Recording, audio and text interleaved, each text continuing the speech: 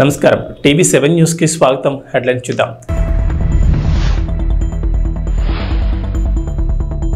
చంద్రబాబు విజ్ఞప్తికి కేంద్రం అంగీకారం. ఏపీకి సీనియర్ ఐఏఎస్ అధికారి కేటాయింపు. తెలంగాణలో హరితహారం పేరు మార్పు. ఇక నుంచి వన మహోత్సవం పేరుతో రేవంత్ సర్కార్ కీలక నిర్ణయం.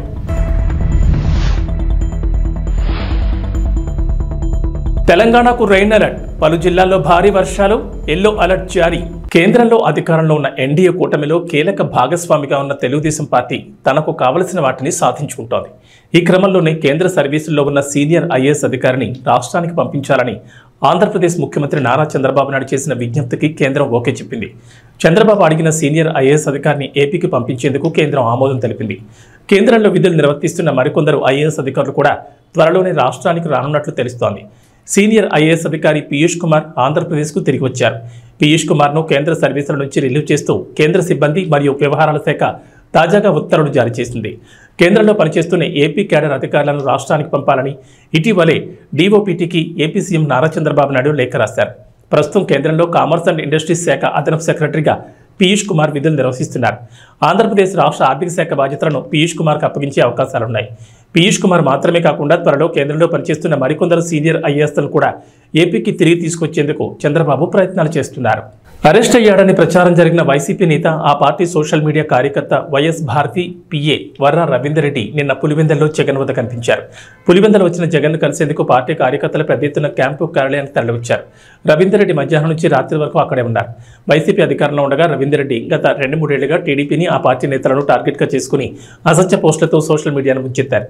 చివరికి జగన్ సోదరి షర్మిల, వివేక కుమార్తె సునీతను సైతం వదలలేదు. చంద్రబాబు, పవన్ కళ్యాణ్, లోకేష్ పైన అసభ్య పదజాలంతో వ్యతిరేక పోస్టులు పెట్టారు. రవీందర్ రెడ్డిపై ఏపీ, తెలంగాణలోనూ కేసులు నమోదయ్యాయి.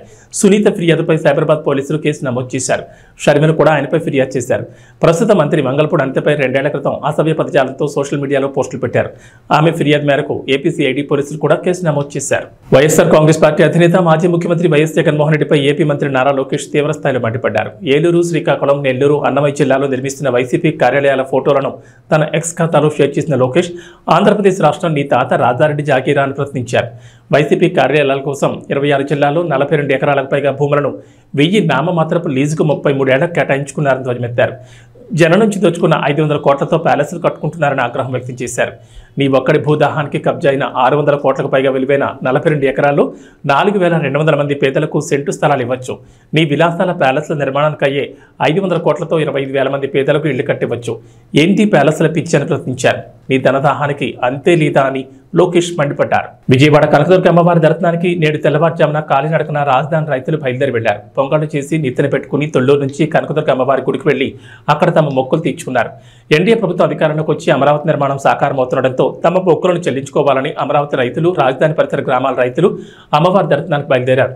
ఈ పాదయాత్రలో రాజధాని 29 గ్రామాల రైతులు పాల్గొన్నారు. 2020 జనవరి 10వ తేదీన గత ప్రభుత్వ హయాంలో అమరావతి ఏకైక రాజధానిగా నిలవాలని మొక్కుకునేందుకు ఇదే విధంగా వెళ్లిన రైతులపై అప్పటి జగన్ సర్కార్ లాఠీచార్జ్ చేయించడం, అదేవిధంగా వారిని అడ్డుకునేందుకు దారి పొడవునా రోడ్డుకు అడ్డంగా ఇనుప కంచెలు ఏర్పాటు చేయడంతో పాటు రాయపూడి పెట్రోల్ బంక్ వద్ద అప్పటి జిల్లా ఎస్పీ విజయరావు భారీగా పోలీసులను మోహరించి ఆయనే స్వయంగా లాఠీలతో రైతులపై విరుచుపడ్డారు. నాటి సంగతిని గుర్తు చేసుకుంటూనే నేడు పాదయాత్రగా అమ్మవారి ఆలయానికి బయలుదేరిన అమరావతి రైతులు కూటమి అధికారంలోకి రావడంతో రాజధాని నిర్మాణాలు పునఃప్రారంభం కావడంతో సంతోషం వ్యక్తం చేశారు. ఆంధ్రప్రదేశ్ అమ్మ దయ ఉంటే అన్నీ ఉన్నట్లే. ఈరోజు అమ్మ దయ ఉంది కాబట్టే రాష్ట్రాన్ని అభివృద్ధి పదంలో ముందుకు నడిపే నాయకుడు సింహాసనాన్ని అధిష్ఠించాడు. ఒకప్పుడు ఈ రాష్ట్రాన్ని 3 రాజధానులు ఒక అనాలోచిత నిర్ణయం తీసుకున్న ముఖ్యమంత్రి గారు మమ్మల్ని ఏం పట్టించుకోకుండా నడి రోడ్డున నిలబెట్టినప్పుడు అమ్మకు చెప్పుకుందాం మా బాధనని వెళ్తుంటే ఇదే రోడ్డును మా మీద అన్యాయంగా లాఠీచార్జ్, పోలీసులను పెట్టి అన్యాయంగా లాఠీచార్జ్ చేసి ఒక దమనకాండం చేయించారు. ఆ రోజు మా రక్తాన్ని కళ్ళ చూసింది వైసీపీ ప్రభుత్వం. ఇదే రోజు అమ్మ దయ ఉంది కాబట్టే, అమ్మ బిడ్డలు కాబట్టే ఆయన కూడా అమ్మ బిడ్డే ఒక అవకాశం ఇచ్చింది అమ్మ. ఈ 5 ఏళ్లలో తప్పుల్ని తెలుసుకొని మారుతాడే ఉన్నాను. అయినా ఎప్పటికీ మారక ఈ 5 సంవత్సరాలు రాష్ట్రాన్ని అంధకారంలో నిలబెట్టేశాడు. కాబట్టి అమ్మ ఎలా బుద్ధి చెప్పాలో అలా చెప్పింది. ఈ రోజు 5 కోట్ల ఆంధ్రుల ద్వారా ఓటుతో ఆ ప్రభుత్వాన్ని గద్దె దింపింది. కాబట్టి వారందరికీ ధన్యవాదాలు తెలియజేసుకుంటూ, అలాగే ఇంకా రాష్ట్రాన్ని కాపాడినటువంటి ఈ ముగ్గురమ్మల మూల పుట్టమ్మ బెజవాడ కనకదుర్గమ్మ తల్లికి పాదయాత్రగా మేము కాలినడకన ఇంద్రకీలాద్రి చేరుకుని అమ్మవారికి ధన్యవాదాలు తెలియజేసుకుని మా శక్తి కొలది ఈ చీర సారా సమర్పిస్తున్నాము. కాబట్టి అందరూ కూడా రాష్ట్రం సుభిక్షంగా ఉంటుంది, రాష్ట్ర ప్రజలందరూ సుఖ సంతోషాలతో ఉంటారని మేమంతా నమ్ముతున్నాం అమ్మ దయతో. జై దుర్గా, జై దుర్గా, జై భవానీ, వస్తున్నామమ్మా, వస్తున్నామమ్మా, కరుణించమ్మా, కరుణించమ్మా. ఎమ్మెల్యే పదవి కాలం ఎటువంటి ఒడిదుడుకులు లేకుండా 5 ఏళ్ల పాటు విజయవంతంగా ముందుకు సాగాలని, నియోజకవర్గం అన్ని విధాలు అభివృద్ధి చేసేందుకు ఎమ్మెల్యే కొలికపూడి శ్రీనివాస్ తీసుకునే చర్యలకు ఆ దేవదేవుడు చల్లని ఆశీర్వాదాలు అందజేయాలని కుటుంబ సభ్యులకు ఆశీర్వాదాలు అందజేశారు వేద పండితులు. ఈ సందర్భంగా ఎమ్మెల్యే దంపతులకు బొట్టు పెట్టి హారతి అందించి గోత్రనామాలతో ప్రత్యేక పూజాభిషేకాలు నిర్వహించి భక్తులకు తీర్థ ప్రసాదాలు అందజేశారు వేద పండితులు. ఎమ్మెల్యే కొలికపూడి దంపతులతో పలువురు దంపతులు శ్రీ వెంకటేశ్వర స్వామి వారి వివాహ మహోత్సవంలో భాగంగా పీటలపై కూర్చున్నారు. ఈ ఆధ్యాత్మిక కార్యక్రమానికి నియోజకవర్గ వ్యాప్తంగా అధిక సంఖ్యలో భక్తజనులు పాల్గొని వెంకటేశ్వర స్వామి వివాహ వేడుకను భక్తి శ్రద్ధలతో తిలకించారు. ఈ సందర్భంగా భక్తులకు అల్పాహార విందు ఏర్పాటు చేశారు.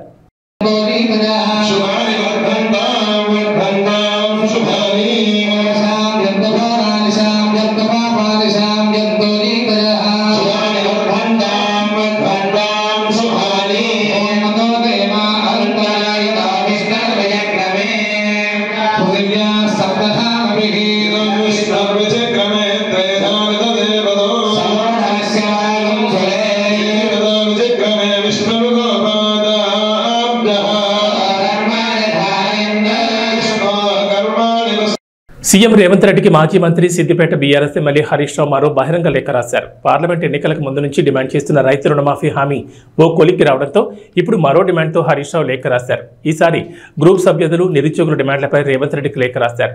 గ్రూప్ సభ్యులు నిరుద్యోగుల ఆందోళన ఆవేదనను కాంగ్రెస్ ప్రభుత్వం అర్థం చేసుకుంటుందని ఆశించామని, కేబినెట్ భేటీలో వారికి న్యాయం చేసేలా నిర్ణయాలు తీసుకుంటారని ఎదురుచూశామని హరీష్ రావు తెలిపారు.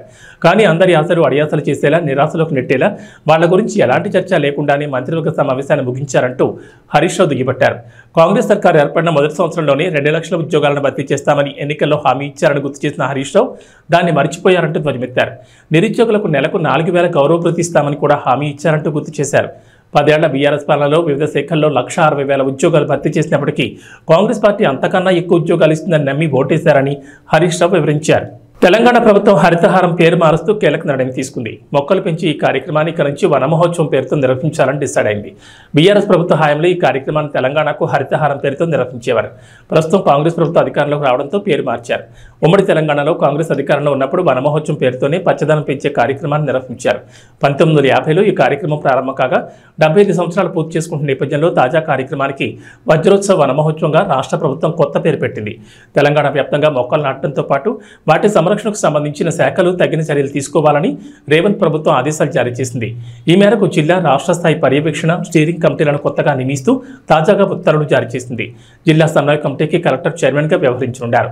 ఈ కమిటీలో 10 మంది సభ్యులు ఉంటారు. అలాగే రాష్ట్ర స్థాయి సమన్వయ కమిటీకి అటవీ పర్యావరణ శాఖ ముఖ్య కార్యదర్శి చైర్మన్ గా వ్యవహరించనుండగా 8 మంది ఉన్నతాధికారులు సభ్యులుగా ఉంటారు. పాన్ ఇండియా స్టార్ ప్రభాస్ నటించిన కల్కి 2898 ఏడీ చిత్రం జూన్ 27న ప్రపంచవ్యాప్తంగా రిలీజ్ కాబోతోంది. తాజాగా లాంచ్ చేసిన రిలీజ్ ట్రైలర్ కి అదిరిపోయే రెస్పాన్స్ వచ్చింది. ముఖ్యంగా ప్రభాస్, అమితాబ్ పాత్రల మధ్య సాగే పోరాట సన్నివేశాలు గూస్ బంప్స్ తెప్పించేలా ఉన్నాయి. మరోవైపు కల్కి చిత్రానికి తెలంగాణ సర్కార్ నుంచి గుడ్ న్యూస్ వచ్చింది. ఈ సినిమా టికెట్ ధరల పెంపు, అదనపు షోలకు తెలంగాణ ప్రభుత్వం అనుమతించింది. ఈ నెల 27 నుంచి జూలై 4 వరకు ఈ టికెట్ రేట్లు పెంచుకునేందుకు అనుమతించింది. అంటే 8 రోజుల పాటు ఈ టికెట్ ధరలు పెంచుకునేందుకు వెసులుబాటు కల్పించింది.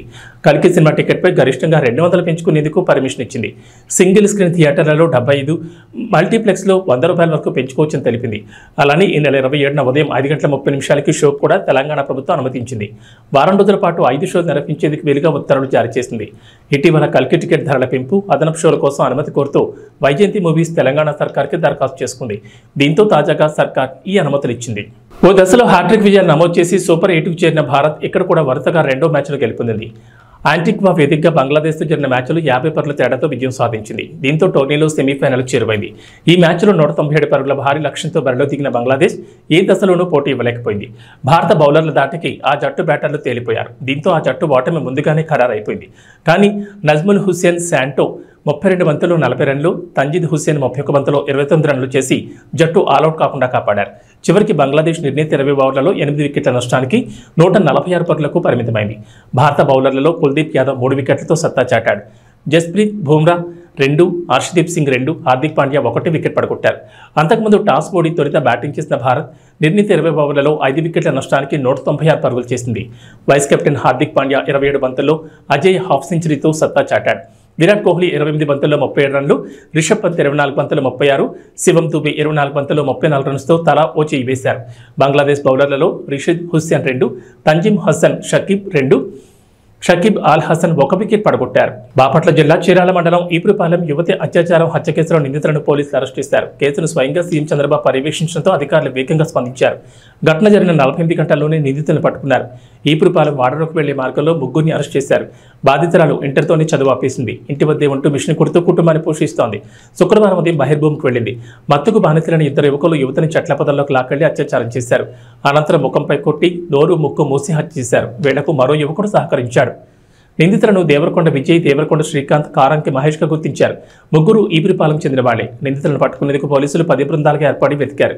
కేసును ప్రతిష్టాత్మకంగా తీసుకుని 48 గంటల్లోనే నిందితుని పట్టుకున్నారు. బాధిత కుటుంబానికి ప్రభుత్వం 10 లక్షల రూపాయల పరిహారం ప్రకటించింది. అందరికీ నమస్కారం. సో నిన్న చిరాల రూరల్ పోలీస్ స్టేషన్ అంటే ఈపురపాలెం పోలీస్ స్టేషన్ పరిధిలో నిన్న ఎర్లీ మార్నింగ్ అరౌండ్ 5:45కి ఒక అన్ఫార్చునేట్ షాకింగ్ ఇన్సిడెంట్ జరిగింది. ఒక 21 years old అమ్మాయిను అత్యాచారం చేసి హత్య చేయడం జరిగింది. అమ్మాయి ఎర్లీ మార్నింగ్ 5:30, 5:45 టైంకి బహిర్భూమికి బయట వెళ్ళడం జరిగింది. అక్కడ అమ్మాయిను రేప్ చేయడం, తర్వాత అక్కడే అమ్మాయిను మర్డర్ చేయడం జరిగింది. సో ఈ ఇన్సిడెంట్ మీద ఇమ్మీడియట్గా crime number 169/24 of Chirala rural police station under section 302, 376 IPC కింద కేసు నమోదు చేసి ఇమ్మీడియట్గా ఇన్వెస్టిగేషన్ టేకప్ చేయడం జరిగింది. సో సీన్ ఆఫ్ క్రైమ్ని క్షుణ్ణంగా పరిశీలించడం జరిగింది. నేను కూడా, ఐజీ గారు కూడా, అందరూ కూడా సీన్ ఆఫ్ క్రైమ్ని పరిశీలించడం జరిగింది.